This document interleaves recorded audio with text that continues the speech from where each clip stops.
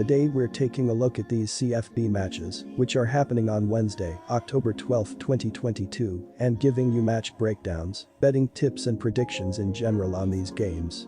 Welcome back to High Stakes, let's get straight into it. Also, don't forget to subscribe and push that notification bell to get notified as soon as we release these sport prediction videos. And if you would like more betting tips and predictions, then check out our Patreon in the link down below. Our new Patreon is a way for us to help you improve your chances of making more money. Multiple plans are available for each and every one of you. By becoming a member of the High Stakes Patreon, you will have access to our best team picks, total picks, parlay picks and much more. Stop wasting hours of your time searching for bad betting predictions that ends up costing you a lot of time and money. Join the High Stakes Patreon now and get the best betting picks. Going back to our video, we will give you 2 betting picks for each game, a team pick and a total pick based on facts and detailed explanation. So make sure to watch our videos till the end so you don't miss any of our picks. Louisiana versus Marshall. On the season, Louisiana is 102nd in the FBS in passing offense, with an average of 209.6 yards per game, while they are 105th in rushing, with 117.6 yards per contest to date. The Ragin Cajuns stand 92nd in scoring offense, as they put up an average of 25.6 points per game, while they are a solid 36th in scoring defense, by allowing 20.6 points per contest this year. Quarterbacking duties have been split this season with Chandler Fields, 54 of 95, 608 yards, 7 TD, 3 INT, 18 rushing yards, TD, and Ben Wooldridge, 48 of 74, 440 yards, 3 TD, INT, 66 rushing yards, both seeing extensive action. Chris Smith is the lead running back in the system as he contributes 47 carries for 264 yards and 2 scores on the year. Terrence Williams, 35 carries, 119 yards, and Jacob Caboti, 20 carries, 102 yards, have also been in the mix. When Louisiana goes to the air, Michael Jefferson is the team's top target as he's hauled in 20 passes for 280 yards, plus a pair of scores. Smith, 15 receptions, 107 yards, tight ends Johnny Lumpkin, 11 catches, 100 yards, team high 3 scores, and Neil Johnson, 10 grabs, 98 yards, TD, along with wide receiver Errol Rogers Jr., 10 catches, 66 yards, are sole contributors. Preston Stafford has hit all 15 extra point attempts and is 2 of 4 on field goal attempts this season, with a long of 36. Kenneth Almenders is 2 of 2 on extra points, but 1 of 3 on field goal attempts, with a long of 51. The Thundering Herd are 108th among the 131 FBS teams to take the field this season in passing offense, as they average 199.2 yards per game through the air. Marshall is 15th in rushing offense as they average 224.4 yards per contest on the ground. The Thundering Herd is 73rd in the FBS in scoring offense as they average 29.4 points per game, but they have sparkled defensively. Charles Huff's group is 17th in the country in scoring defense as they allow just 16.2 points per contest. Henry Colombi has connected on 84 of 114 passes for 875 yards with 6 touchdowns and 3 interceptions this season.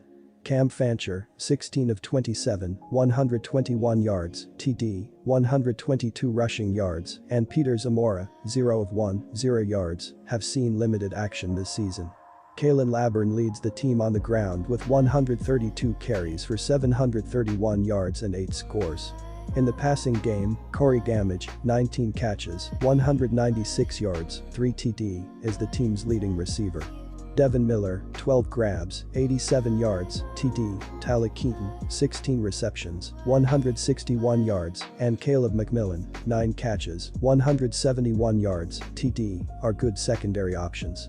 Reese Verhoff has connected on 18 of 19 extra point attempts and 5 of 7 field goal attempts, with a long of 38 this season. Defense is the name of the game for this contest, as both programs are in the top 20 in the FBS in scoring defense on the season. Marshall has gotten a massive shot in the arm from Laburn, who transferred from Florida State after getting his degree. He is among the nation's leading rushers and has single-handedly kept the Thundering Herd in games, given how much the passing game has stagnated. The offensive line for Marshall has struggled to block in the passing game or in the run game, making his numbers even more impressive. Louisiana has struggled to get much done, and 3 straight losses have taken the bloom off the rose. The Ragin Cajuns have to deal with the age-old motto of if you have 2 quarterbacks, you don't have any. They are 0-2 on the road, losing outright to Rice and Ulm Monroe in games that they were favored in. Take Marshall at home as they find a way to get the victory here. Our team pick is Marshall Thundering Herd -9 points. Marshall snapped a 2-game losing skid as they got back in the win column by knocking off Gardner-Webb in their most recent game. The Thundering Herd improved to 3-2 overall on the season and stand 0-1 in the Sun Belt as they look to even their conference record. Against Gardner-Webb, Marshall saw the game even at 7 after the opening quarter before holding the Bulldogs scoreless the rest of the way.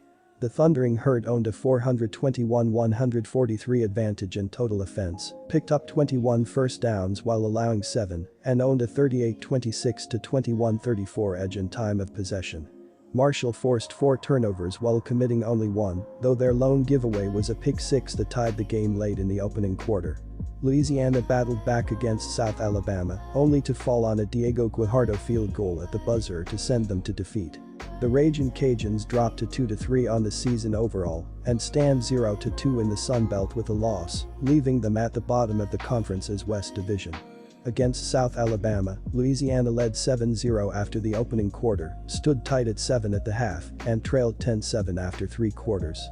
The deficit was 17-7 with 12:53 to play before the Ragin Cajuns scored 10 unanswered points to knot the game at 17 with 42 seconds to play, only to allow the Jaguars to cover 49 yards in 8 plays to set up the winning kick.